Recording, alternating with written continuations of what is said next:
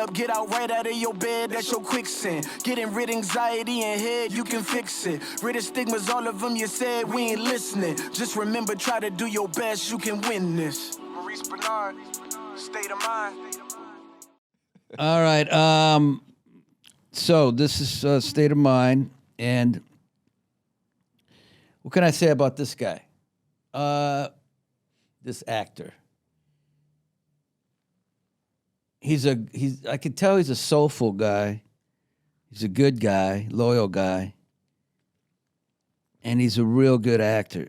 And I think we were having a conversation. We'll have maybe more in depth about it. But, you know, I have a tendency to work with young actors. Although as I've gotten older, it's been much less. I don't know, just because everything has to work, and people need to want to work in order for it to work. Oh, damn. That was good. Bars. Yeah, that was like, I don't even know if I can say it again. And, you know, with this actor, I kind of have a thing with, we had a connection with, and I just have good feelings about him. So we'll see what, you know, I think you guys love him, probably already. And if you don't, you will. And his name is Swandi Wilson. Hey. How are you? Yeah. First and foremost, I want to talk about your breakdancing. Exactly. How did that all start, and where did that start? So breakdancing started in a basement in Long Island, right? I was watching the Video Music Box channel, throwback, way back in the day. Run DMC's music video comes on TV, and I'm just like, I'm seeing these people have a linoleum floor on the just laid out. It's just two sides. And I'm like, what are they going to do? They're going to fight? What's happening? So one of them goes out. He's got this massive afro, and he's rocking his head. And then he starts doing what's called floats. He starts spinning around. And in my Marvel Cinematic Universe little mind, teenager, like I love Hulk and Iron Man and all that, it was like seeing people manifest superpowers. And I'm like, yo, I want to do that. I want to spin on my How old were you? I was like 16. Oh. Went on breakdance.com, ordered the VHS, because I'm dating myself a little bit now, but that's what I did. The rest is history. So you would watch the VHS, and then they do a move, and then you do the move. It was a how-to. So like the first move I learned was windmills. So what's windmills, like that? Yeah, so it's the one where you're kind of rolling on the floor and your legs are kicking up. Yeah. Oh, yeah. So that was the first move that I learned where I'm like, I don't need a teacher. I got this. Wow. Sure enough, I would learn, like, there's so much more to it than that. Oh, really? Yeah. Like, what is the more to than that? There's head spins. There's flares. There's air flares. You didn't do head spins, did you? I did. Yeah.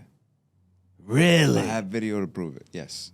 And what do you have on your head? Now I have a little, it was like a bald spot when I was younger, which is grown in. So they don't put something on the head to do it? Time has passed. You get a little bit more padding. You put a hat on.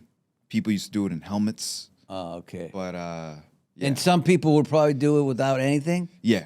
They're bald now, but people would do it without anything.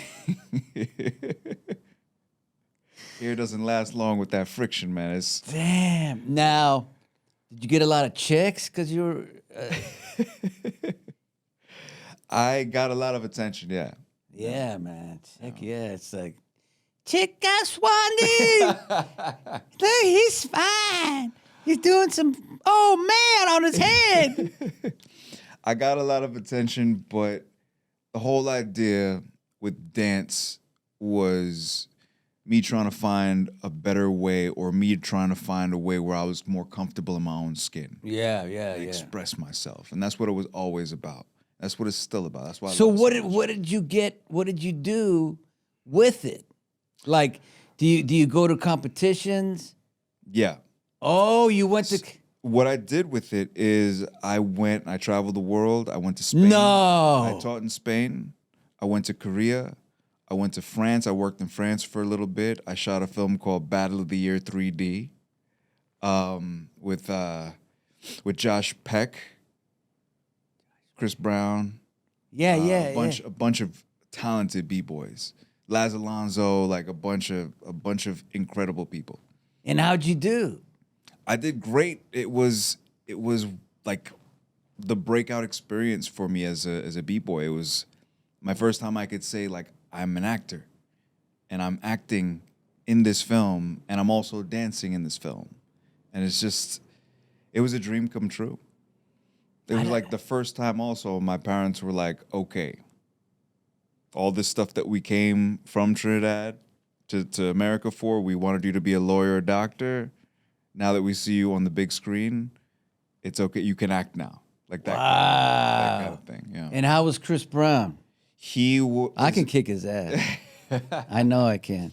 He's an incredibly talented person. Like he picks up choreography really quickly. But he wasn't Chris Brown then. No, he was. He was. Oh, he was. Yeah. He can flip. He could do all the things like easily. Damn. Shit, I didn't know that. So then let's talk about you as a kid. Mm-hmm. Like, how were you as a little boy growing up? Youngest of 4, and the oldest is like older than me by a lot. All of them were older than me by a lot. They still are. But I got the treatment of being like left home alone a lot.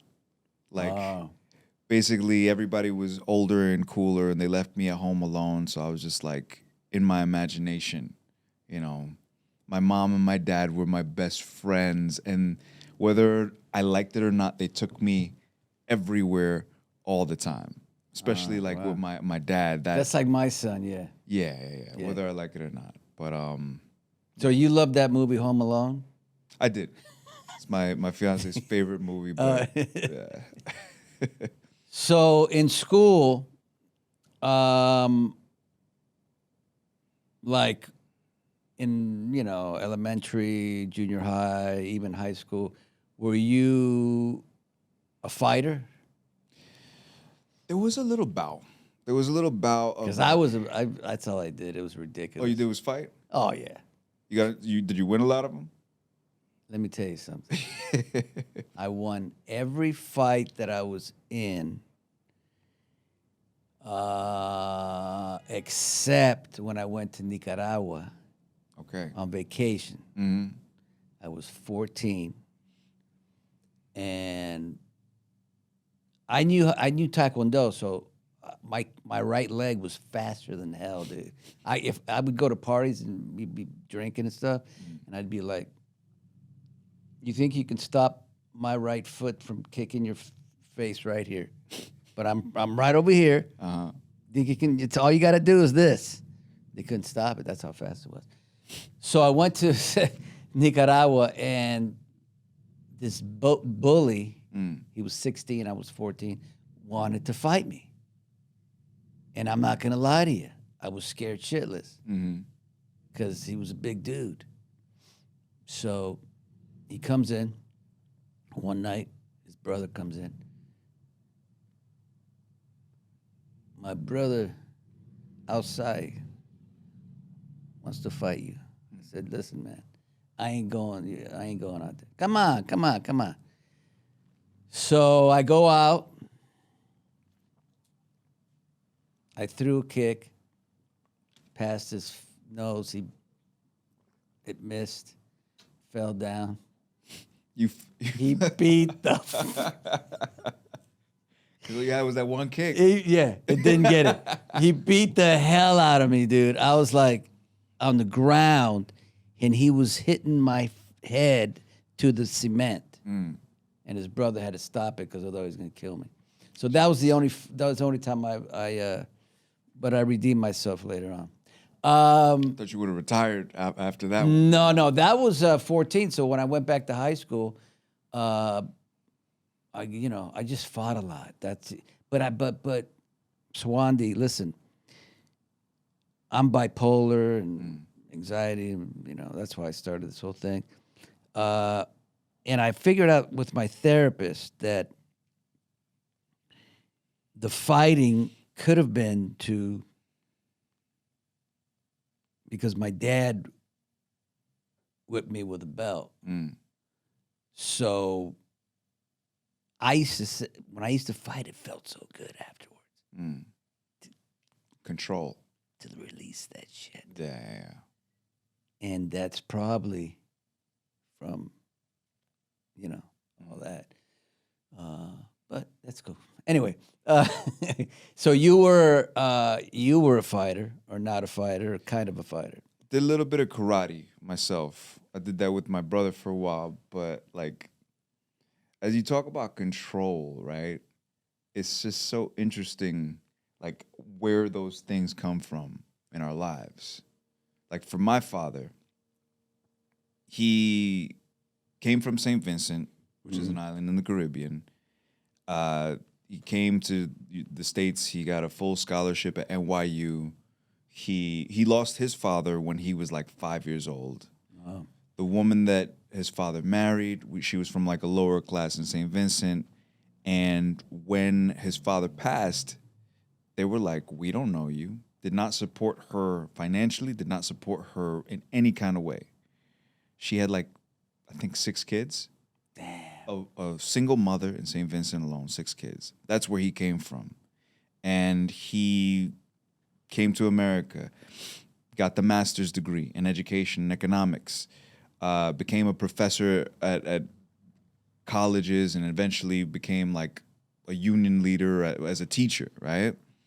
And he was someone who like beat the odds and was like very much like, nah, fuck that.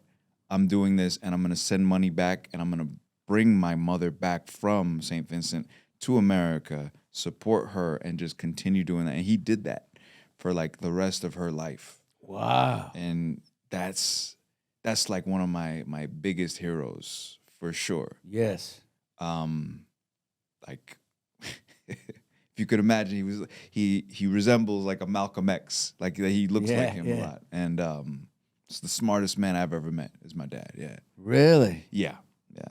So like something interesting was like when we lost him last year, that hit me in a place that I wasn't ready for. Because when growing up, he was not like my dad. He was like my best friend. Yes. Yeah. And I'm the youngest, and he always made it like he always like supported me. He called me Mr. President, right? Right. Said like you're gonna always like push me forward, right? So for me, like seeing him, a man of control, losing control, like also being a diabetic, and just all these different things. Is that how he died? Yeah, complications with diabetes, and also he needed another kidney transplant, and Damn, Chad, who was just in here last night. yeah, Chad at work. yeah. His dad just died of diabetes and kidney thing. Yeah, it's real. My brother donated his kidney for my dad. Wow. Through like this program, and just like he was always the type of guy who, whenever he was feeling any kind of way, like lightheaded or confusion, he would always be like, "I'm good. I'm fine. I don't need to go to the hospital." Right. And that's where you get yourself in trouble, man. Yeah.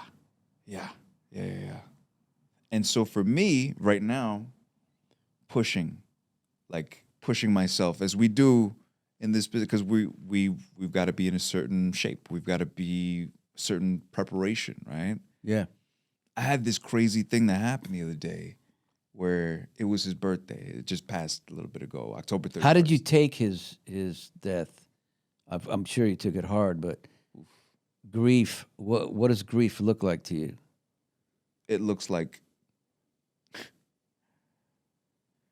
it looks like ignore it. Like ignore it. Like it never fucking happened and just keep going. Until That's a good way of looking the at it. hand taps you on the shoulder and it's like, by the way, buddy, you're grieving. You're in a lot of pain. Yeah, yeah, Shut the fuck up. Sit down right yeah. there. I went into work. It was the actors' strike during when my father passed.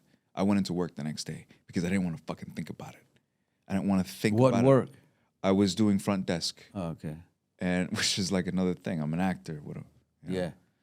I went into work the next day, and out of nowhere, I like my body is like I break down. Ooh. Like I just couldn't. I couldn't. I don't even have words. I just couldn't do it anymore. And then I'm like, I gotta go home. Damn. I told the manager what happened. He's like, it's okay. I understand. But yeah, that was. How long is it? You know, my dad passed a couple years ago, and he was my hero. Mm-hmm. I mean, he was everything.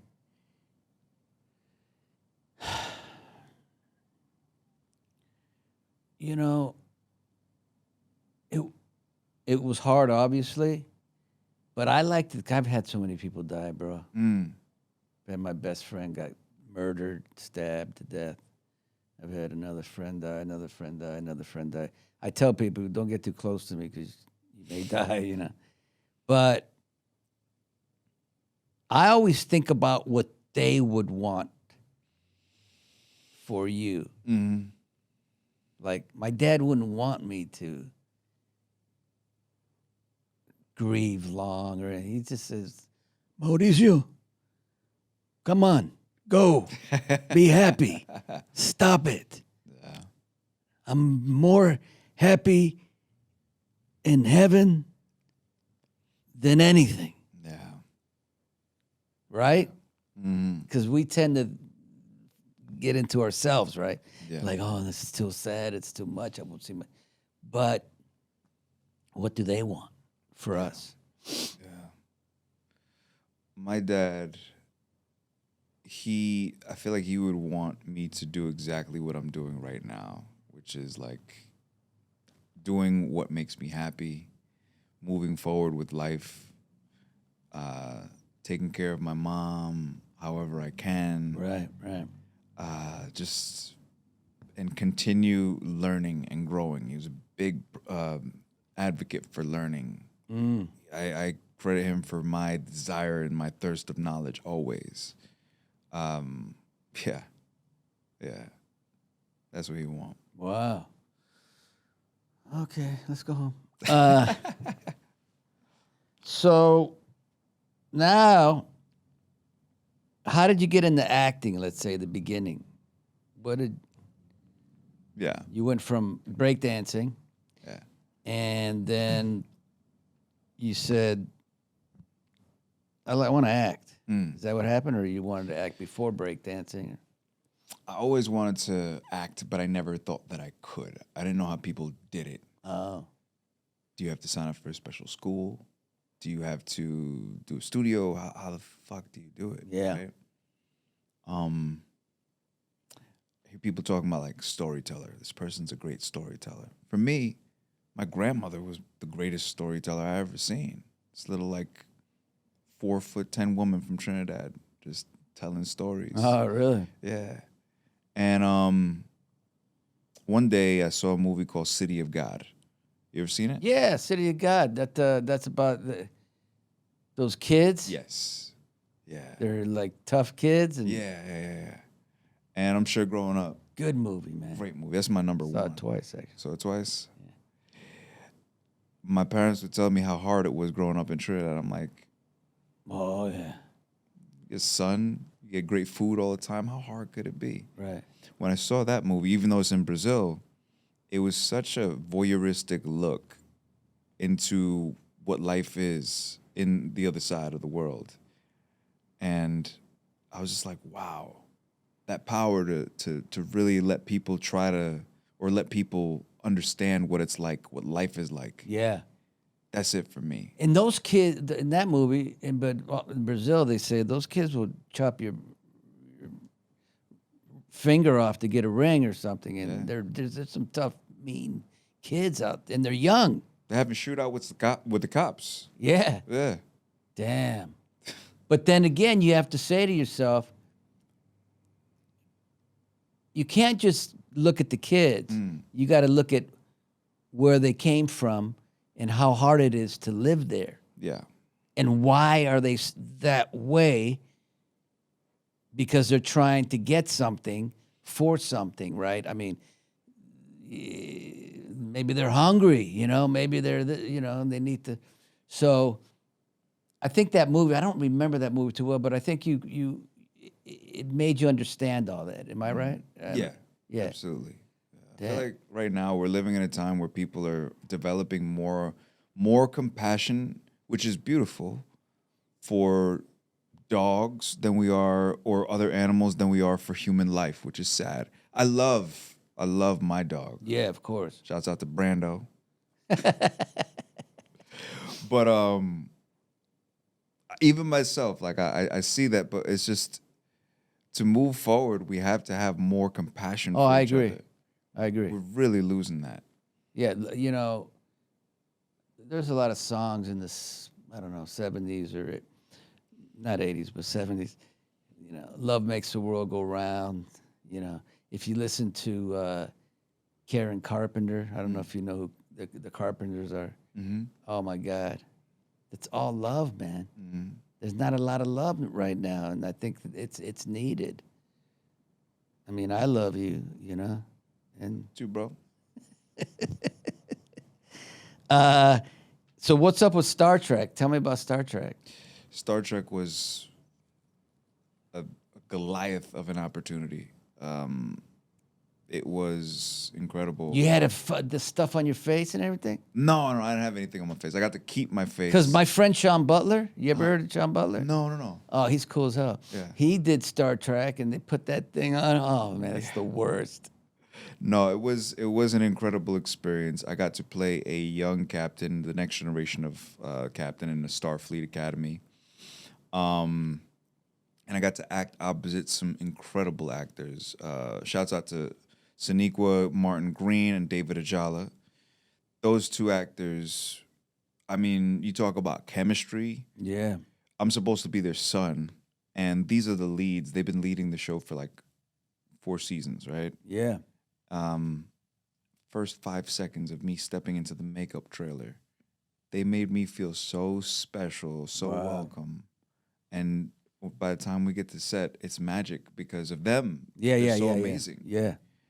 But yeah, it was the dream. And Harlem, how was Harlem? Harlem was hilarious. I know Harlem. That's a cool. Yeah, it's so I got to play this guy. This is like as soon as restrictions got lifted with COVID. It's a sex scene, right?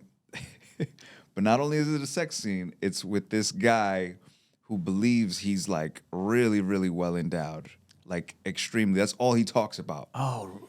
And then it comes for game time, right?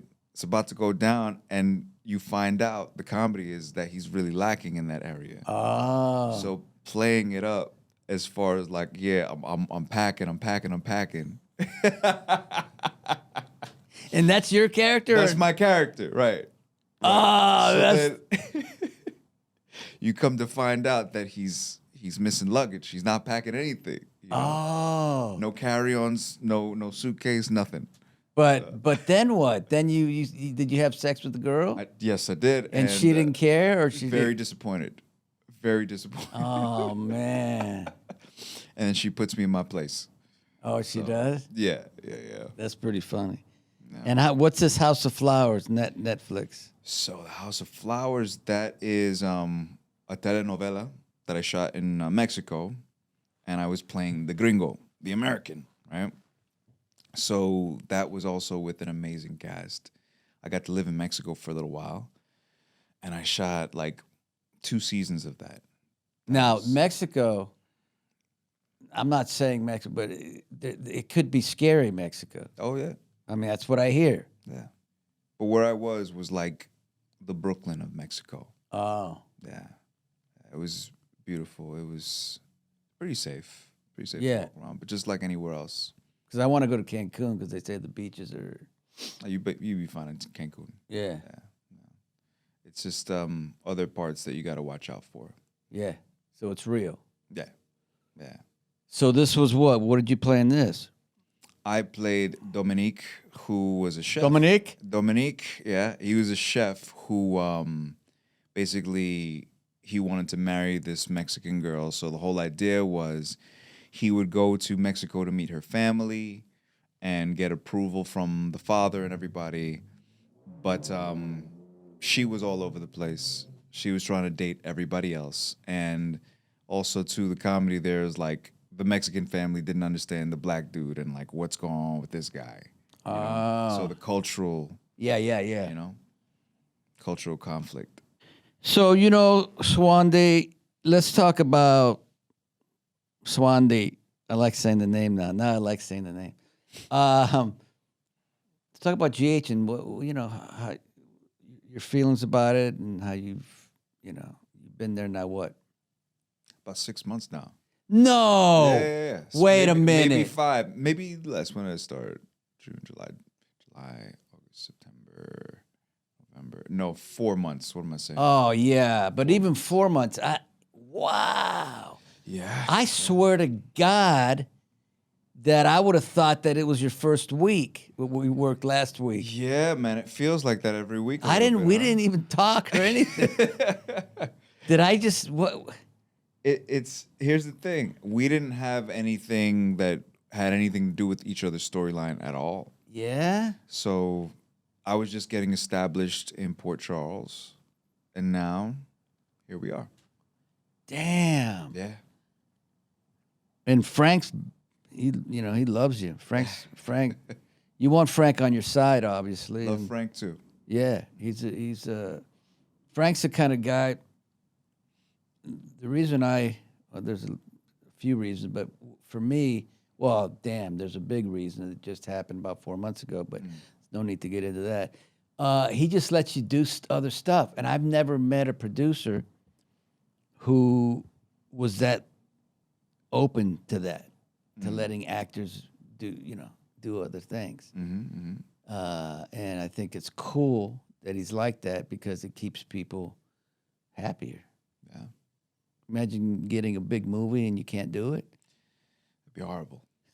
That'd be horrible. Plus, it'll help push everything. Yeah.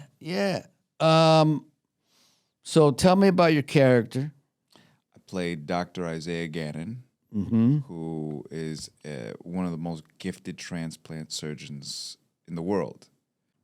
But you're having a good time. And I think we were going to talk about something. Oh, you asked me about Steve Burton. Yeah. Steve was interesting. He was, I always tell the story where he was on camera in my room. I used to, I don't know if you still can, but I used to watch what's upstairs and I could VHS it downstairs. So, for instance, one time they told me, because it's you'll hear about it later eventually, but just never tell me more voice, okay? Because I get fucking crazy. So they would say, we can't hear you. So I would go downstairs and I'd watch it and you could hear me. So I'd go upstairs, I'd say, no, you can't hear me. And then, but Steve, I watched Steve do it on the phone in a scene. I said, this kid's got some talent and this and that. So I went up, we didn't know each other. And he tells the story a little differently, but that's all right. I said, sit down here, man. I said, Steve, oh yeah, he says that I said to him, I probably did. What's your style of acting? I mean, are you Meisner? He didn't know what that meant. And I said, look, man, I think you're wasted here. I said, you're deep and they're not playing anything. And, maybe you should talk to someone. So eventually they gave him a whole storyline where he loses his memory and all kinds of stuff, and he comes working for me. And then him and I became really close friends, and he would come to me, my house, and we'd study. Bam, bam, just nail it. Yeah. And the joke is that, because I always told him, go deep, man, go deep. Think about your stuff, you know. And so he was doing that, and one time he was pouring coffee or something, and they came out, and they're like, what is wrong with you? And he goes, Maurice told me to go deep.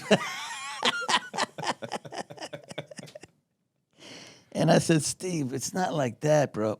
Because what it is that I've noticed that whatever is that I teach, you have to, in the beginning, it's a lot of depth, but then you learn how to maneuver the depth. But in the beginning, it's, you want some coffee? Yeah. And it's like, what the fuck's this guy?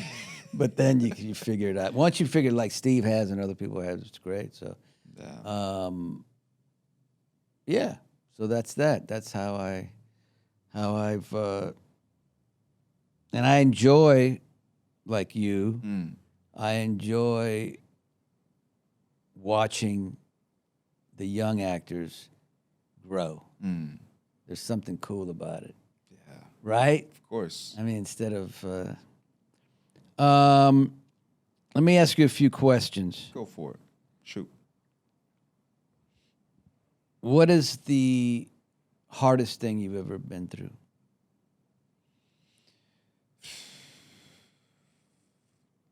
It was the passing of my father. Yeah. It was the best lesson of slow the fuck down and deal with yourself. I got news of his passing in July. We had the funeral. Fast forward to the holidays, which is like you got to deal with during the birthdays, and the first holidays are always the hardest, right? November, I started like really stressing out because I'm just going. Started like breaking out in hives, and I'm like, oh, I got to slow down. But the beauty of that is I feel his support. I feel him pushing for me in like profound ways. I got a straight offer for that film that I was telling you about, El Heredero, where basically this guy who's a Marine, he loses his father. He has an estranged relationship with him, inherits the money, and has to go back to Dominican Republic to claim it. And he has to confront, is he going to embrace his roots, or is he going to turn the other shoulder? And it was just really amazing to explore that and be in the Caribbean and feel also, again, like kind of like my father's hand on my shoulder. Wow. Being like, I got you. That was hard, and it still is hard. Every day. Yeah. Wow. Is there anything in your life that you've done that you wish you hadn't done? You got 30 more minutes? No, I think when I was around like 18, I started really spreading myself too thin and just doing too much in college, work study, like competing a lot with breakdancing. And if I could go back and say, I would just be like, just do one thing at a time for a little bit. Just like Yeah, you know, Eckhart Tolle, who's great. I've read all his books and everything. He says, whatever you're doing, just do that. Yes. Don't watch TV and get on Twitter. Just do one thing at a time. That's the beginning of trying to better yourself. Yeah. You get it? If you're gonna, now I can do GH and do this, but it's almost similar. So, but I'm not gonna, because I'm not good at that at all. Doing too many things. I'm not gonna do this and GH and then something else that's totally, because then for me, acting especially, and I've been following this, especially in the last couple of years or a year. I want to work easy, not work hard. Yes. So when I'm acting, if it's hard, there's something not working. Mm-hmm. It's never now. It used to be hard, and I could fake it though. I don't know how. I just did it because when I was young with nerves and stuff. But now I just like it to be. It should be easy. Yeah. And that's how they tell you when you're doing your best work, when it feels like you're not doing anything. Yeah. And you just kind of boom, boom, boom, boom, boom. All right, Swandi. I think we've covered the spectrum, and you like me on the floor like that? That's I don't know What do you call that? I don't know. Is that That's yoga? breakdancing, bro. You wanted to be. You see that? See what I'm saying? See, there you go. You gotta have them propped up like that. Yeah, he could do that. That's good. So I'll talk to the audience for a second about Swandi Wilson. He's got a cool vibe. He's a good guy. He's got a big heart, and I'm gonna help him a little bit too, just because I feel like it, and I am. So I know that I for sure know that our scenes will be great. Yeah. I don't know about his other scenes, but no, I'm just kidding. They're all great. They're all great, yeah. So anyway, yeah, you guys follow him, love him, kiss him, and that is it. Thank you. Thanks for coming, bro. Of course. Thank you for having me, All man. right. State of mind. All right. Yes, sir.